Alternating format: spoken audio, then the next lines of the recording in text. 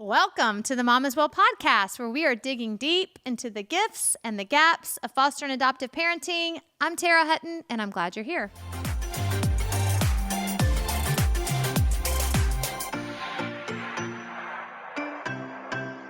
Mama's Well.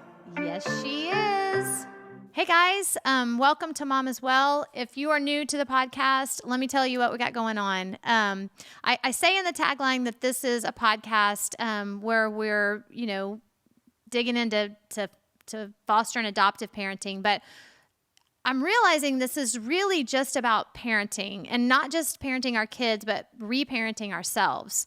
And so, I don't know if we ever stop doing that. At least for me, I'm 50 years old and I'm still finding places in me that need nurture and care and gaps where my parents maybe weren't able to give me things that I needed. And so I'm also learning that the more I learn to do this for myself, the better equipped I am to help my children. So if you're interested in that kind of thing, you're in the right place. And today, I'm super excited. It's been a while since I've had a guest on the podcast. Our studio has been under some construction, but we're back. And today, I have a friend of mine that we've been friends for probably over a decade now. And she is, when I think about her, there's so much to her. I can't just put her in a box and give her a label of what she is, or I can tell you what she is to me. She is somebody she's inspired me. She has encouraged me, and she's been a super safe place to talk about things that I don't know, might even seem crazy to some of my other friends. So she's a singer-songwriter. That's how I met her. I met her through my husband. And I've been listening to her music for a very long time. And I'm going to let her tell you even more about herself. But I'm going to shut up now and introduce Shellee Coley. Hi. Hi. Welcome. Thank you. And Shellee, I don't really know how to best describe what you do in the world with even with your music. Mm-hmm. It's not even as simple as just being a singer-songwriter. And this all is going to tie back to parenting because we are all, well, you and I are both parents, and mm-hmm. most of the people are listening, and that's just kind of who we are. But tell us about what you're doing in the world with your music. And then also, your music goes beyond performing for other people. Yes. I know even when you were saying that, I can feel a little anxiety rising up for trying to figure out how to explain myself. And I think that's been or explain what I do, I guess, in the world, because that's been part of the fluidity. The fluidity has been a part of the anxiety, even though I love to live like that. But the world isn't really set up like that. The world likes categories and genres and explanations, and I think we categorize things to try to understand the world around us, so it's not a bad thing. But then when I try to go to any conversations about branding or marketing and things like that have always been a real challenge, and I find it's hard to keep anyone employed who's helping me do that, because they're kind of cool, you go figure that out, lady. Yeah. So I am a singer-songwriter. I went to Nashville when I was 18, 19 to be famous. And, I went to Belmont University, and, I grew up singing in church and stuff. Mm-hmm. So I had a bunch of different ways I thought I might want to take that, but I ended up getting accepted into the music business program, going to Nashville, and really almost as soon as I got there, I realized I didn't kind of understand myself in that environment very well. Even though I knew I wanted to do music, I grew up listening to Christian music mostly, and I thought I wanted to be a well-known Christian artist. I got there and realized that really wasn't my camp. And country wasn't really my camp, and all of these things just I didn't fit. And so I did years at Belmont, ended up getting married, lived in Nashville, had both my kids in Nashville. And and came back to Texas when my kids were little, and it really wasn't until then that I started making music and putting music out, because I just never could quite understand what kind of music it was that I was doing. And I remember even labels and people in Nashville saying, well, you don't really fit here, you don't fit here, maybe if you could lose some weight and write songs that have, and that was back when I was like, I guess, skinny. A skinnier version of my body. And they wanted me to, the two things I remember most, I was in an elevator with a guy who was interested in signing me to a developmental deal, and he said, if you could just like lose about 10 pounds and write a hookier song that like gets to the part where you're talking about God in like 30 to 60 seconds. If you just weren't, your songs weren't quite just so, you just like tend to focus on the kind of negative, depressing stuff, and Christian music has a specific demographic that they like the soccer mom to hear something positive within 60 seconds. Yeah. I'm like, oh, and I quit. I did. I had a show not too long after that, and I remember walking off the stage after making myself sick all day so I would look skinnier. Wow. And I quit music, and not too long after that I got married. I had kids, and it wasn't until I came back to Texas that I kind of found a community and group of people who ushered me into being my whole self. I mean, yeah. I really attribute that group of people and this group of people here in Magnolia, Texas, for helping me become my whole self. Wow. That's a big deal. Yeah, it's a really big deal. And I still don't fit into their genre of music either. But those people aren't a genre. They're just a group. It's a wide variety of people all around here that have this community that's kind of indescribable also. And I just got to kind of create my own version of the music business here. And it's not flashy or sexy or shiny, but I love it. Yeah. So, you're talking, excuse me, about, fitting into a space, and you're specifically talking about music, because it's, yes. Because but that was my whole story in life. I just didn't ever I always kind of felt a little on the outside of the popular people, a little on the outside of the not popular people. Like, I had a girl tell me when I was younger, oh, you're one of those popular girls, we feel uncomfortable when you're around us. And I was like, I am the one that feels uncomfortable around the popular girls. So I never really felt that I could find, I had a couple of very close friends growing up that were wonderful, but I've never felt great in my own skin in big groups of people. Yeah. So I think we could all relate to that, whether we're a singer or songwriter or not. Sure. Even doing this podcast, I don't know if I think I told you this the other day, but I don't know what am I? Right. I'm like just a sojourner alongside these other moms. Like, one day, oh man, I got this parenting thing, everything's good. And then the next day I'm like, I suck. Right. I suck. I'm the suckiest parent I've ever seen in my life. What am I doing talking about this on this microphone? Yeah. And like, who am I? Am I teaching? Am I learning? Am I barfing out my stuff? And I think we can all relate to that. And so music kind of led you, like, really it's what it's sounding like. And what I know from you is your music has just always come alongside you as you've come to understand who you are. And, it's helped me understand who I am as you've put out your songs that are helping you understand who you are.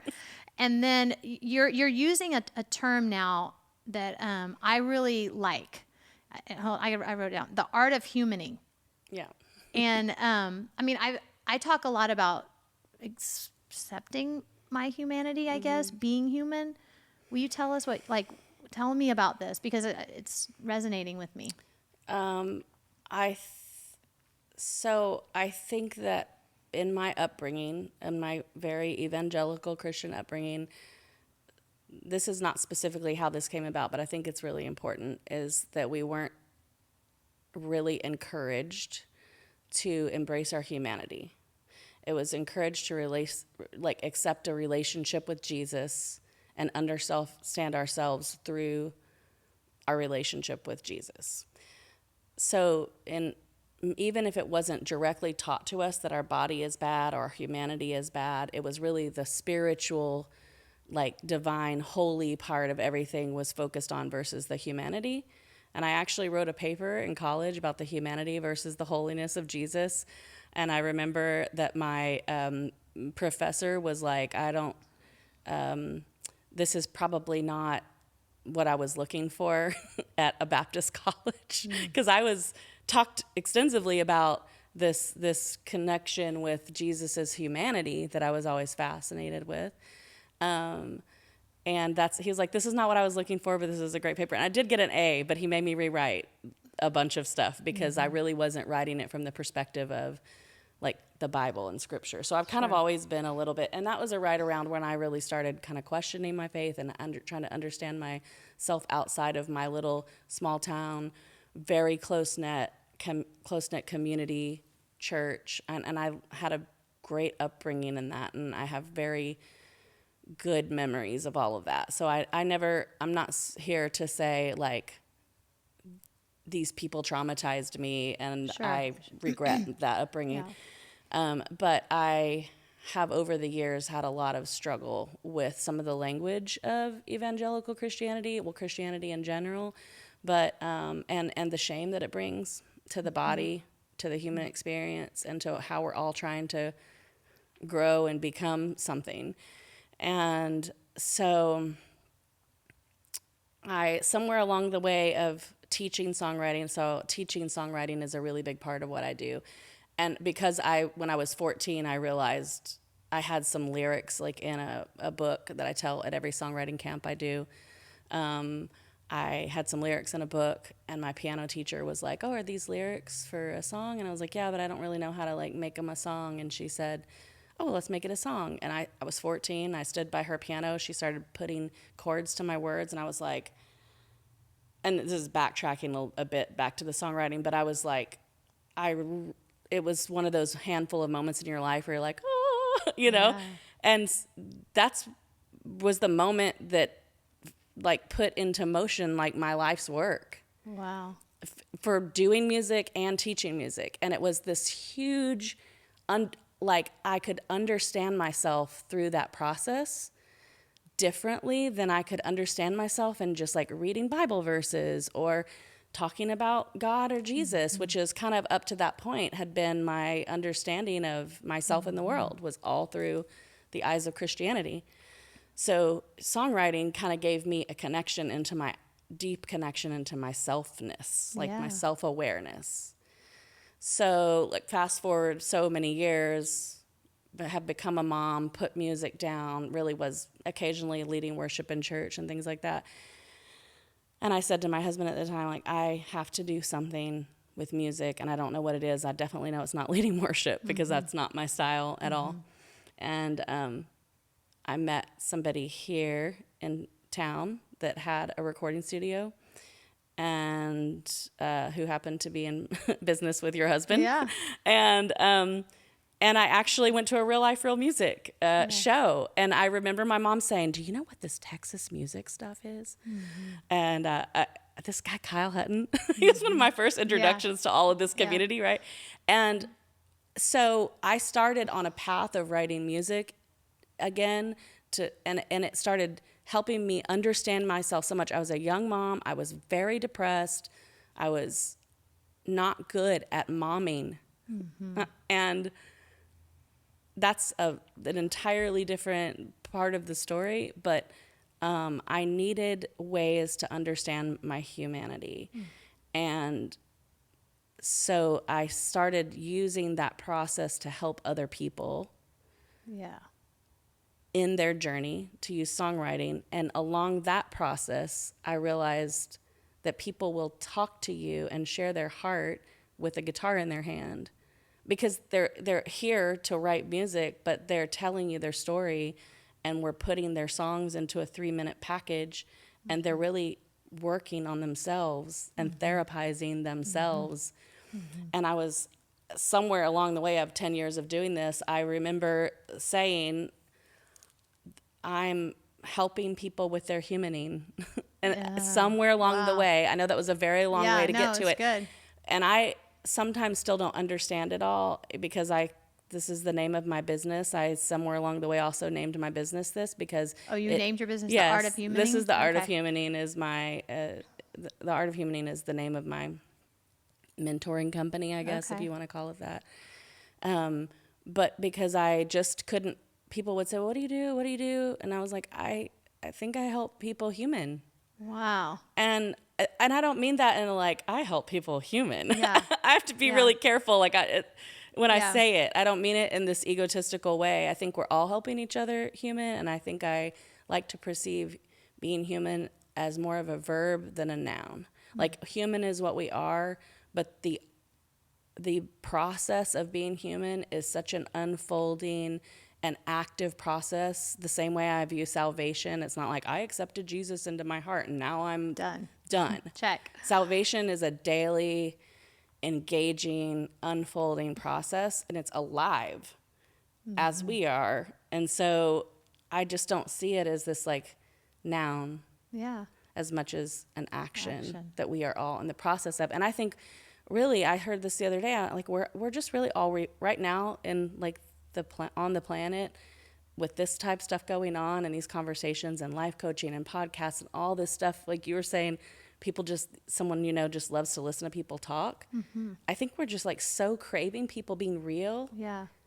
That we will listen to anybody talk because, and not just someone getting on something to look really perfect and have a microphone and all these all this very fancy stuff. People will just listen to people talk without all of this too. Yep. Because we're just craving, you talk about this all the time. We're craving connection, and we're reparenting each other. I think that's what we're doing on the planet right now. I do too. I love that. I didn't know that was the name of your company. You do. And this is very relevant to many of the moms listening have children who have experienced significant trauma. I mean, just being removed from your parent, even if it was a newborn, right? Significant trauma. And so you work with through the Real Life Real Music Foundation, and you and Kyle have done a lot of what we call songwriter camps together and done them in some residential treatment facilities, and I know you have Kyle, both of y'all have a super heart for that.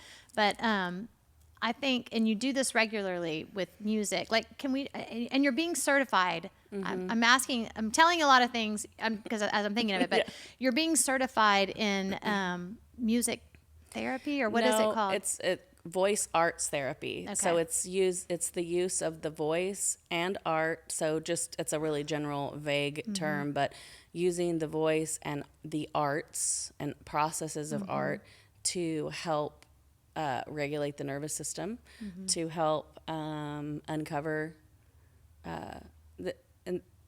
trauma. I want to be careful saying that because I won't be a licensed therapist in that sense.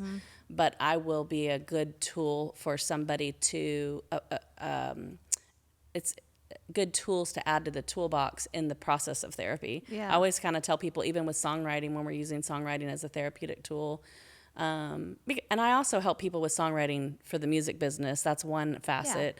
I do artist development and work with people, but even then I'm usually trying to help them understand themselves as they walk into an industry that is so performative and so like looks valued and everything shiny and everything.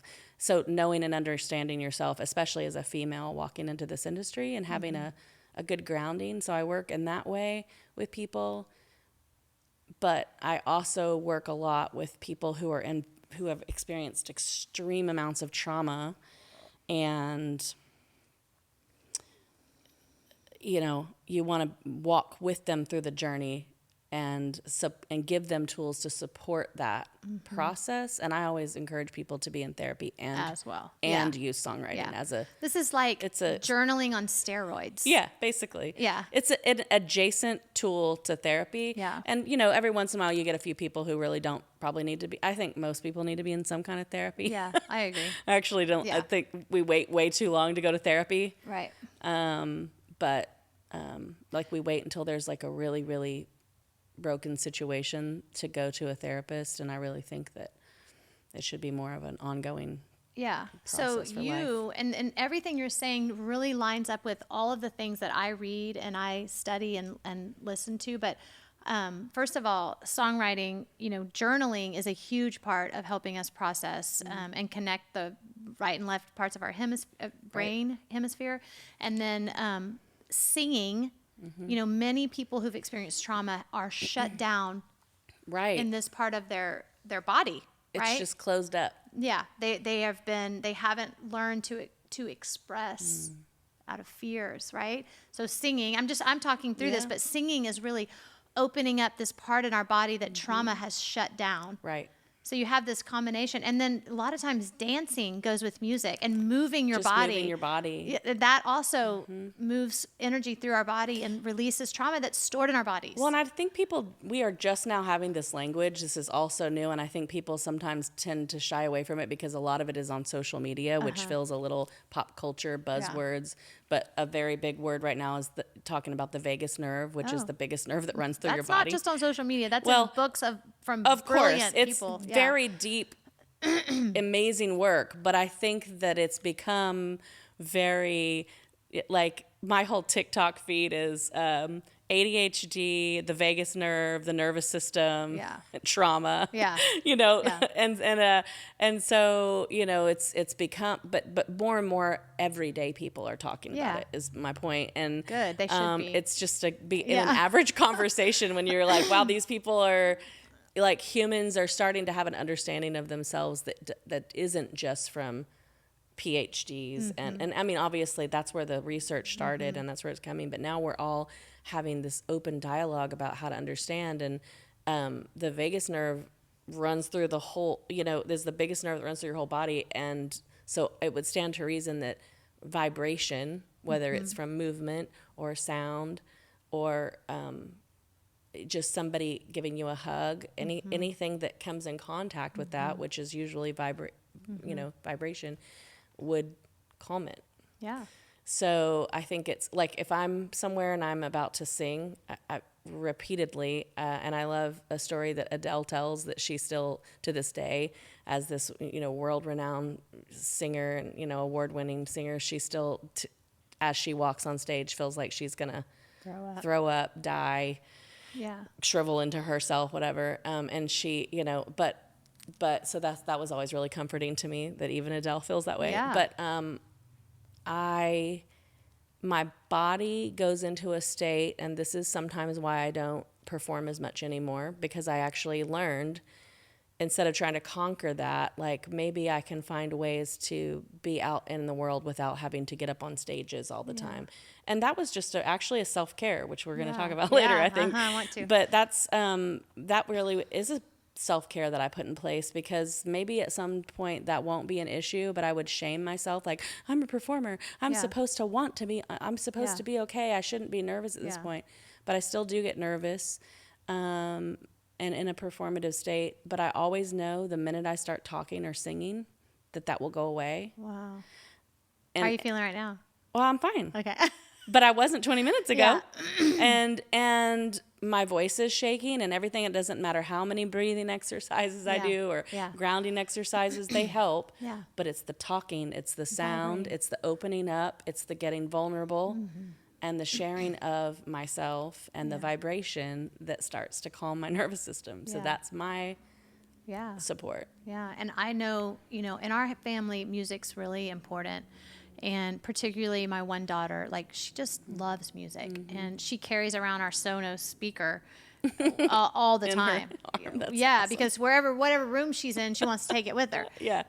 But she loves music, and I love music, and I love music even more than I used to love music. I've become, I've recognized that is a huge need for me. And since you mentioned self-care, like, I think that is one of my tools in my toolbox right now, that I've become. yeah, and to move my body. Like, I think I was really, I was one of those evangelical Christians. I don't even know if I would call it that. I don't know. What does evangelical mean? I'm going to talk everybody into believing in Jesus. Like, we're going to evangelize people, you know? Okay. Like, I going out and telling, Okay. you know, Okay. getting people to accept Jesus. Yeah. And Yeah. that was the focus. So I'm a total Jesus lover, love God, all that. But like, really, I know what you mean when you said body shut down. Just because it always felt, and I'm not, this is not a blaming. I'm not blaming. No, this it's is just an awareness. People are who they are, and then we are who we are. And when people speak, how we are is how we receive them. Right. And I feel like I just have been really shut down, really afraid, really protective and for so many years. And I feel like recently, and maybe it's from some of my therapy, because I do a lot of body work in my therapy, just been able to like, it is the most regulating thing I do right now is to turn on my music and I dance. That's and awesome. It's really funny because I'm not a dancer. Me either. At all. I only will do it in my bathroom. Yeah. But I love it. Yeah. And I like it loud, and I like to sing it, and I like to dance to it, and it will change and shift everything for me. Yeah. And so kudos. I just want to, and if you don't do that, man, just try it. Right? Just try it. Yeah, and I mean, I think it looks different for everybody. Like, what some people don't like loud music, Yeah, so that true. might be a. Yeah, Kyle always turns my music down when he comes Well, that's in. because he's old. He's older than us, right? Yeah, a little bit. No, I mean, I actually turn music down a lot, even when sometimes when my kids are in the car, and I've always loved listening to music with my kids. But actually, the more I've regulated my nervous system, the more I realized that I don't like really loud music. And sometimes certain frequencies bother me. But just even knowing those things and being aware of them and not really apologizing for them, let it just be part of your awareness of your body. Well, and let me clarify. I like my music loud. Right. I don't like their music loud. Yeah. Yeah. Well, if you're in control of it too, and that's another thing of also having autonomy over your body. Yeah. And what is good for your body when you are in the space, of your own self-awareness, self-care time, then what is good for your body. And also that changes for me. Yeah. Based on hormones, based on experiences, based on other other emotions I might have felt that day. So some days, my nervous system needs different things. So since we're on that topic, this is one of my things that I've been thinking a lot about lately. What is self-care to you? Oh, self-care for me is definitely not like manicures and massages and even like vacations so much, not for me, like because there's so much like prep involved in vacations. So and the whole time I'm just kind of thinking, I have to do all this when I get home, because I'm always kind of working in my brain. But for me, and I've really only recently realized this, and I think I learned it over the course of being single for 8 years. I was married for 14 years, and then single parented for about 8 years, and I have a partner now that I live with. But solitude is my self-care. And I don't mean just alone time. So like on a Sunday afternoon, I can be in the house and my husband can be on the back porch and my daughter can be in her room all day. We'll all leave each other alone. And then the next morning they leave for school and work, and I'm like, oh, I think I've done that twice now on this podcast. Yeah. That's like kind of like my release, and I will finally feel alone. Even if they left me alone all day. And I mean, that's a beginning of self-care for me, but like true solitude and really valuing that alone time is a really big thing for me. Yeah. And even negotiating that in, and I say negotiating because when you get married a second time or third time or however many times you decide to partner with people, but later in life, you come to the table and you show up as your whole self with all your bags, like all your trauma, all the things that you have, where I thought, I'm so ready to be in a relationship.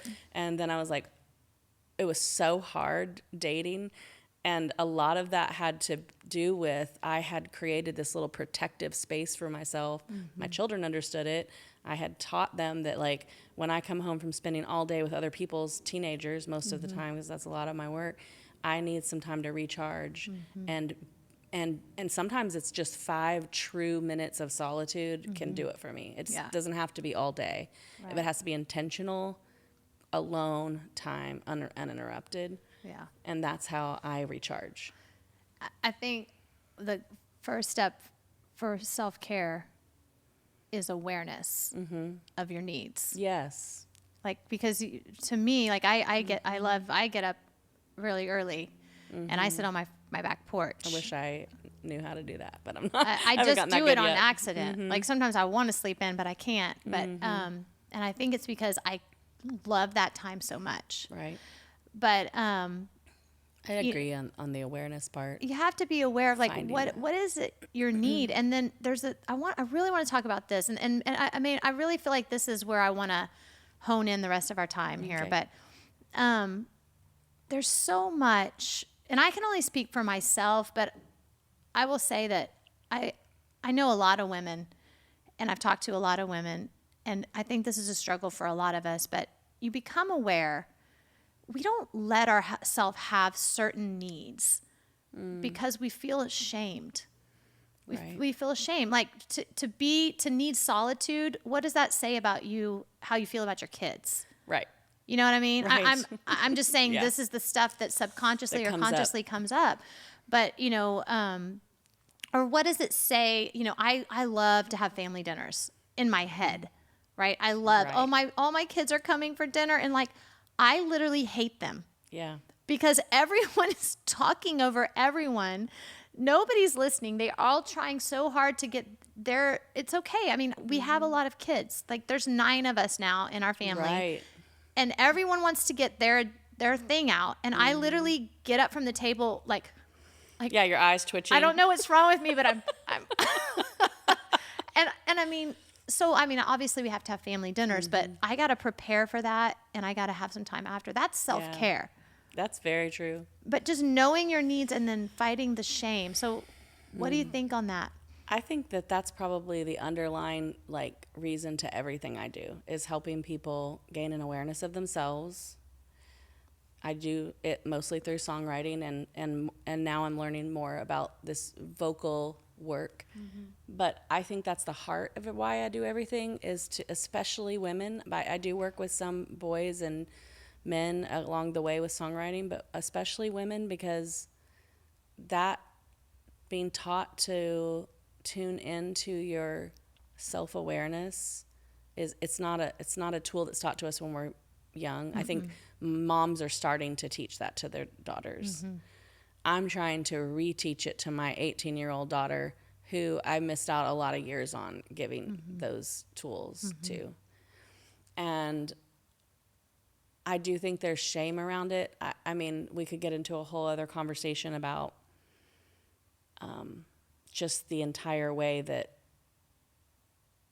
women, moms, the role of caretaking, how that has been viewed in our past society. And how we are just a reflection of our children, or vice versa. Right. Like, wow, that's to be responsible and be completely on the hook for someone else's complete, that's a really rough role. My kids are my biggest teachers. I mean, when my son was little, he was the first at like 3 years old, said to me, I don't understand why, if I ask Jesus into my heart, why I still am so bad all the time.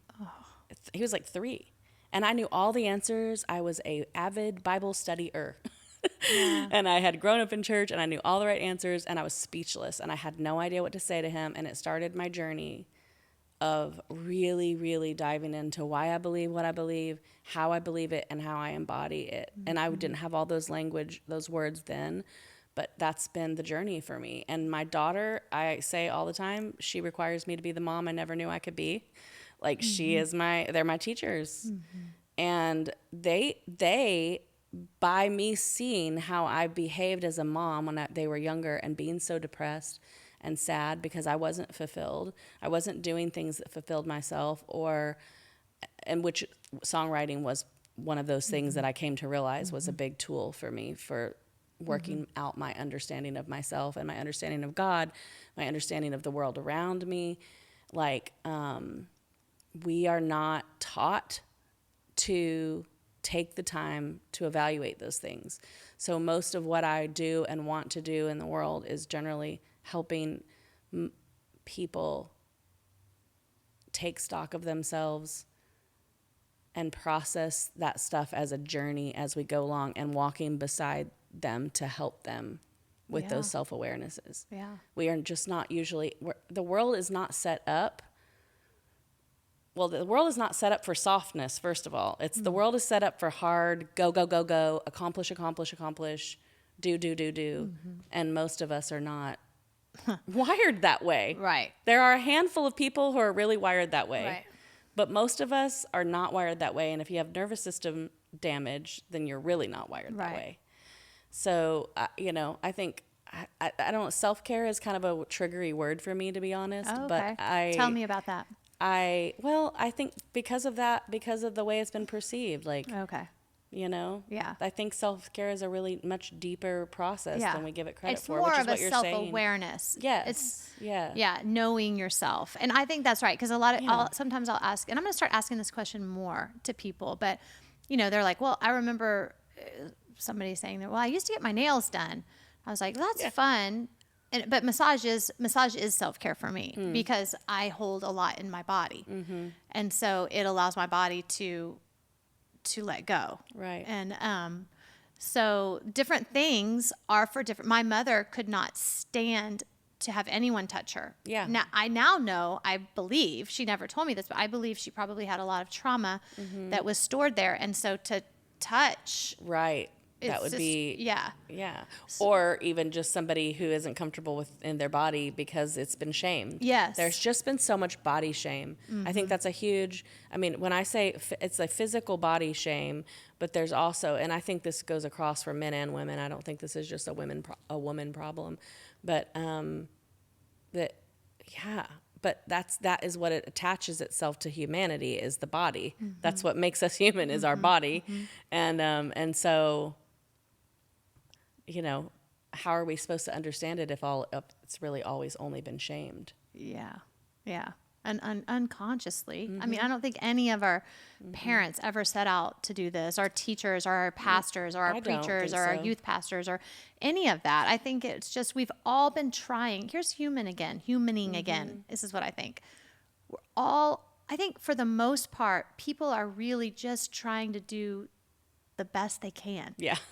But there's so much fear tied up in just being alive and entering this. The second we came out, it's like it was such a scary place. And that's really good. So Shellee, in closing us today, we've talked about a lot of really good stuff. And I think, I used to think parenting, when I first became a parent, I used to think parenting was like, I tried so hard. I read every single book. I just wanted the instruction manual. Yeah, me too. Right? I used to stand over my kids with a book, it says they're supposed to sleep through the night by the third week. Oh, please tell. Was that Gary Ezzo and Anne Marie Ezzo? I was like, the book says it. I'll one-up you here. Okay. I'll Penelope you from Saturday Night Live. I called Anne Marie Ezzo. Oh, my gosh. I called some people very close to them. Okay. I knew some people in that circle that I was like, can you ask them? The Reeds? Yeah. I called Anne Marie Ezzo many times. Wow, so, you really have what the number. I realize now, and I'm letting myself off the hook because I think that's just how we are. We just we just want to do it right. Yeah, it makes me cry for myself. Yeah, I just wanted to do it right. And I still just want to do it right. Yeah. But I think that the truth is that there's no instruction book. And that self-awareness is the key. It's like the linchpin for me. It's like the more I understand myself and the why that I'm feeling like I need to do it right. Yes. Or the why that I can't stand this family dinner. I can deal with that. Well, I think you and I both are like, we really like to uncover truths about ourselves. And that's why I always say, like, even when we were talking about doing a podcast, I'm like, will we get to a point? Because we just want to like sit and like uncover each other, like uncover each other's traumas, which has been since the first conversation we ever probably had on your back porch when I think we were talking about one of my records or whatever, and we were talking about all that. But I think if there's one thing that I would want to say is like, trust is a big word for me, and learning to trust myself in those whys. Like, okay, this is why this is happening, and I trust this process. And that's on the parenting front, the thing that I have started telling as I've started parenting young adult children, and there's still parenting that goes on. I mean, some people would be like, oh, they turn 18. I mean, a specific person in my life, they're 18, let them figure it out. And I don't believe in that, because I also believe that even my adult friends and I reparent each other all the time. Sure. But I tell my kids very frequently, and I don't know, I cannot tell you where I heard this, but it was probably a podcast or a book, to tell our kids that we trust them.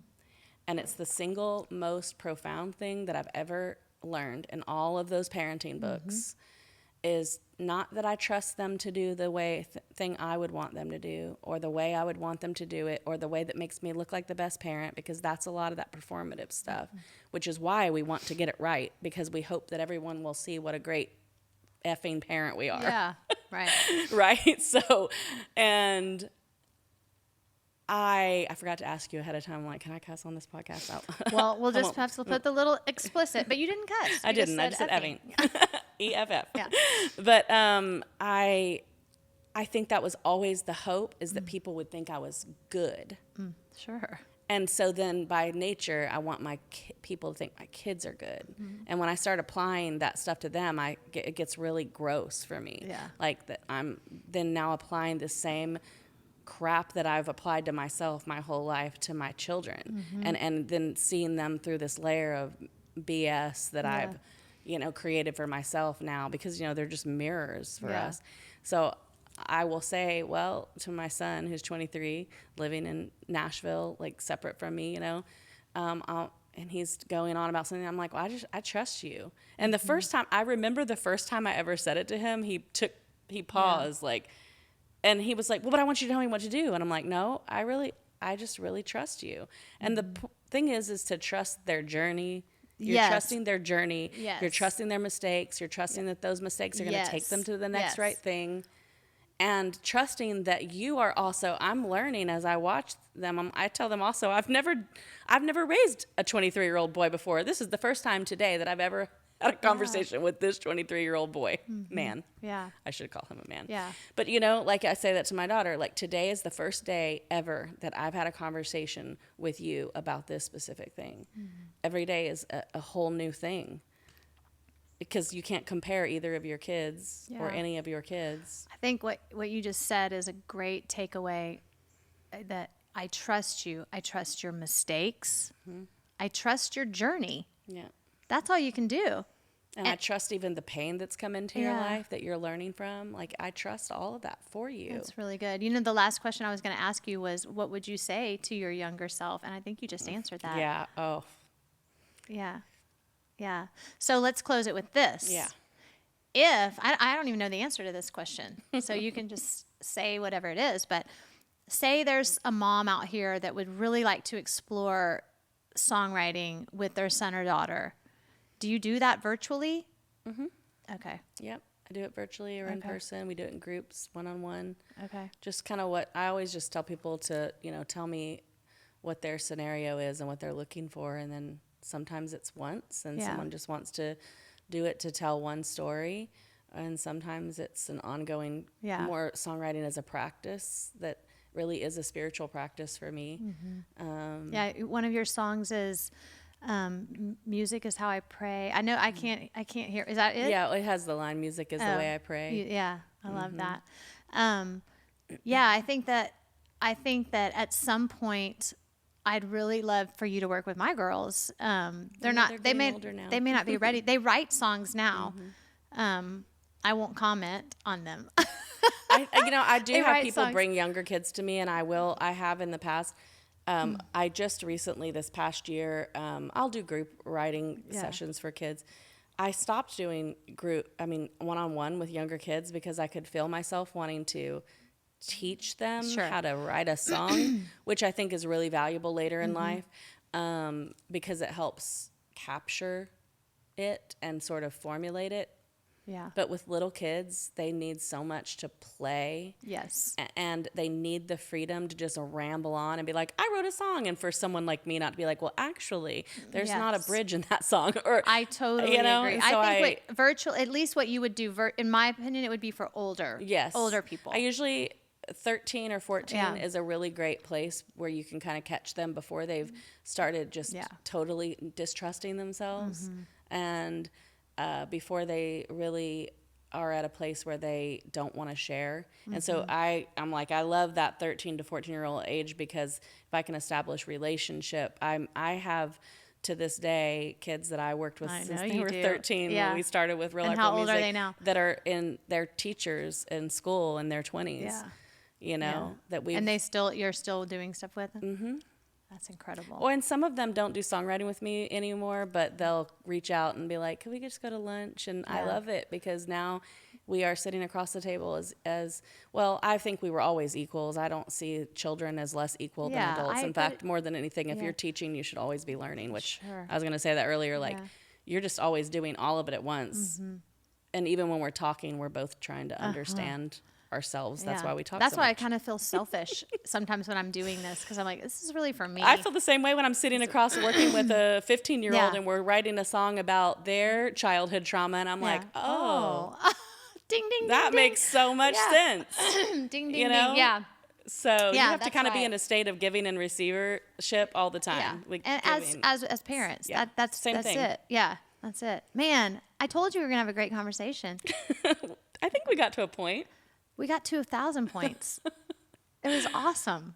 Thank you. I'm glad we did this. I'm glad to be here. Yeah. Thank you, Shellee. This is probably the shortest conversation we've ever had. Yeah. Well, I always leave them wanting. Always leave them wanting. They're all gonna email and say, "Can we have Shellee Coley back again?" We want to hear more about that. Let's more conversation. You have to come to our back porch. Do you want to say anything else in closing? How can they reach you? I'm going to put this in the show notes. Yeah, so I actually would love to say that. You introduced me as Shellee Coley. Yeah. I'm in a transition. That's okay. I'm just right in the middle of a transition I'm just dropping all husband names, all because that's your first former father name. names. And this is a really big thing for me, because I kind of always had name identification issues my whole life from being in a not broken family, but a divorced family, and having my father's name and switching to my stepfather's name and all that. And so Lane is my middle name, and so I'm just changing everything to Shellee Lane, which is really scary because I have 4 records out as Shellee Coley. Yeah. And everybody around here says my whole name. It's really weird. It is. Like, hey, I always say Shellee Coley. I know. It's just so cute. I don't know. I love Shellee Lane. Like, that sounds like it's Beatles or something. And it's like, well, I know. Well, actually, there is a little. My dad always joked, I wanted to name you Penny Lane, but your mother wouldn't let me. Yeah, it's so cute. But I don't think that's actually my son's true. dog is named Penny Lane. Oh, I love it. Well, so I'm switching over everything to that. I am getting ready to release some new music under Shellee Lane. I'm starting a whole new Spotify, a new YouTube, and everything. Wow. I was talking to one of my kids that I mentor the other day, and he was like, I'm just so scared to release my first music. I was like, please. I was like, I'm a 48-year-old woman re-releasing myself into the world. I'm scared every day, and I do it anyway. And so we're all, we're all scared to show up in the world in different ways. And I'm, just. But we're gonna practice. We're gonna practice humaning. Yeah, and the only other thing I wanted to say is the whole art of humaning for me is, and I think you touched on this a couple different times, but is living in a way that we live our lives as a work of art. As a moving, breathing piece of art, that every conversation and every interaction and every disruption is all a part of the co-creating of our lives. That's the thing. And I'm still trying to understand it, but that's what the action of humaning is for me. So when I go on stage and get teary in front of Yeah. everybody, because I always do. It's always that's up underneath there. And I will be in the middle of a conversation like this or sitting with a kid writing, and I'll think, I can't believe I got dropped down into this moment. Like, I can't believe I get to have the privilege of getting dropped into these kind of moments. But we get them all day long. It's just that we sometimes don't give privilege to them or give the acknowledgement to how amazing, like, each moment threads us, like, is another stroke adding to our co-creation. That's so beautiful. And it's very challenging in parenting young children, really parenting all children, and trying to, like, we have overscheduled and over committed ourselves in so many different ways. Yeah. And to be what you used to do and be what you said, it takes a way slower pace. Well, and it's messy. Yeah. It's just, it's messy, but it's much more, there's much more room for compassion that way. Yeah. Much more room for people doing the best that they can. Yeah. And that even when you're in the midst of complete anger with somebody, knowing that even that is intimacy, even knowing that we're connected in a way that we care so much about each other, that we're getting at each other and getting dysregulated and all those things that happen in partnerships and parenting and all that, that knowing that conflict breeds intimacy on the other side because you care enough to be there and get your feathers ruffled with each other. It's good. But that can be a whole other podcast. Yeah, it's good. Part 2, Shellee Lane. Shellee Coley comes back, Shellee Lane. All right, that's a whole new Next time I'll wear my yeah, superhero. I'm going to close this out because I don't want to keep everybody too long. But I do want to say there's some huge, what the music, the songwriting of what you do is amazing, but the mentorship is, I have seen it in many, many, many young girls that I know that you and Kyle started these songwriter camps years ago and do these, songwriter camps, and the mentorship, because it's so vulnerable to write a song, and vulnerability breeds connection. Yes. And so that's Brene Brown right there. Yeah. But she's awesome. Anyway, okay. Thank you, Shellee. Thank you. Okay. I love you. I love you too. Thank you. Thank you guys for listening. Those of you who stayed till the very end, because it gets really juicy at the very end, because we are nervous when we sit here, and we do have to have some vibration going on to loosen up and get all our vulnerability going. So thank you for staying to the end, because, and you know what? You're welcome, because all the good stuff comes at the end. I know. So I'm glad that you're here. If you are here, I am not afraid to ask you to please go down and subscribe, or whatever it's called, do all of those things, and leave a comment. The more comments are there, this is like selfish, but it helps me get more guests. Shellee just asked me when I'm going to have Dr. Reedy. I'm going to have a lot more of your comments before Dr. Reedy comes on this podcast. So leave a review, leave a comment, leave a star, and let me hear from you. It's sometimes crickets, so I want to hear from you. Have a great week, and we'll see you next time.